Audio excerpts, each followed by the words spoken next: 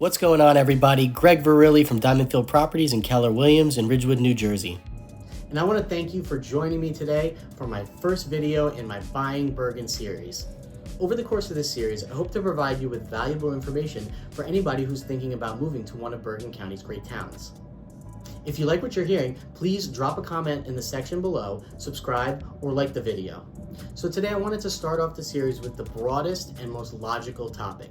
What is it like living in Bergen County, New Jersey? Well, I'm going to answer that question and give you a couple pros and cons about living here, and that's next, so stay tuned.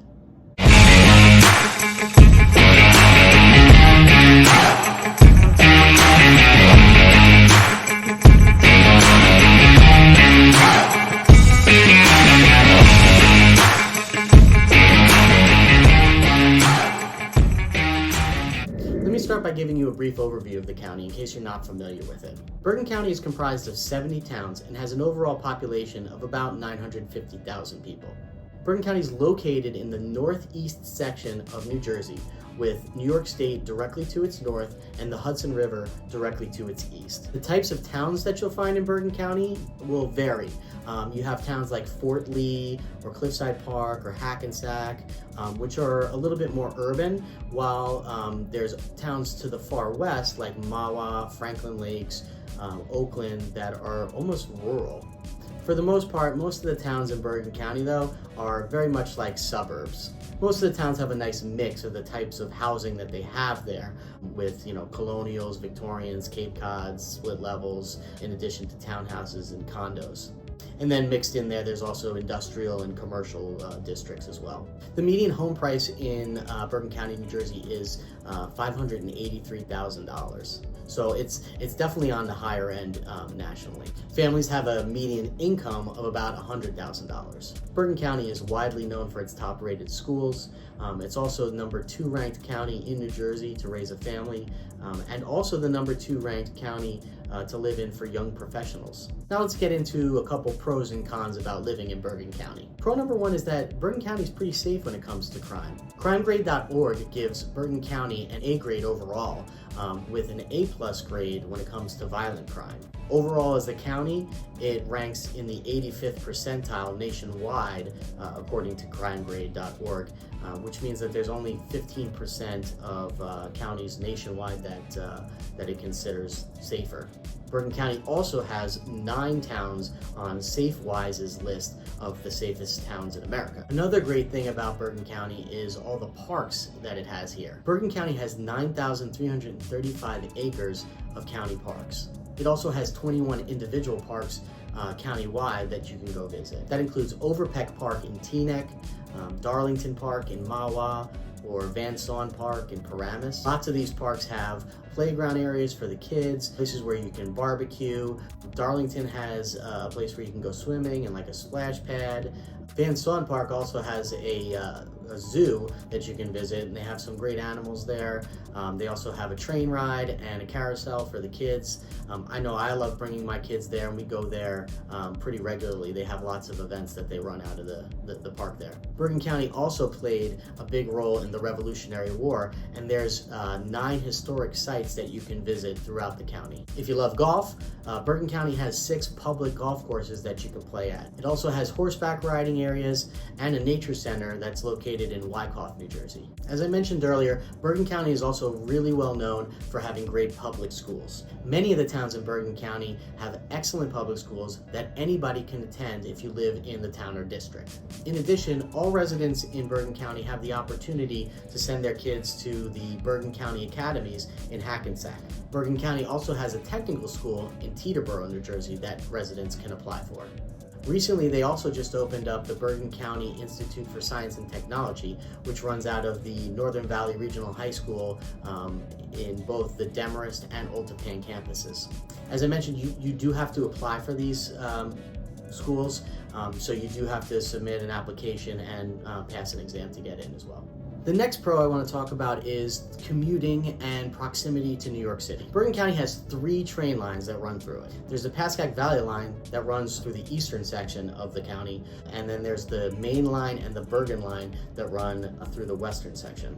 Both train lines run directly to Secaucus Junction, which allows you to transfer to go into New York Penn Station. They also run all the way down to Hoboken, which allow you to take the PATH train into New York City. In addition, New Jersey Transit and Rockland Coach also run bus routes throughout all the towns in Bergen County. Generally, depending on where you're coming from, it could take anywhere from 20 minutes to an hour to get into the city. If you're interested in knowing the commuting options for a specific town, I suggest you check out either the New Jersey Transit website or you could check out the website roamtorio.com.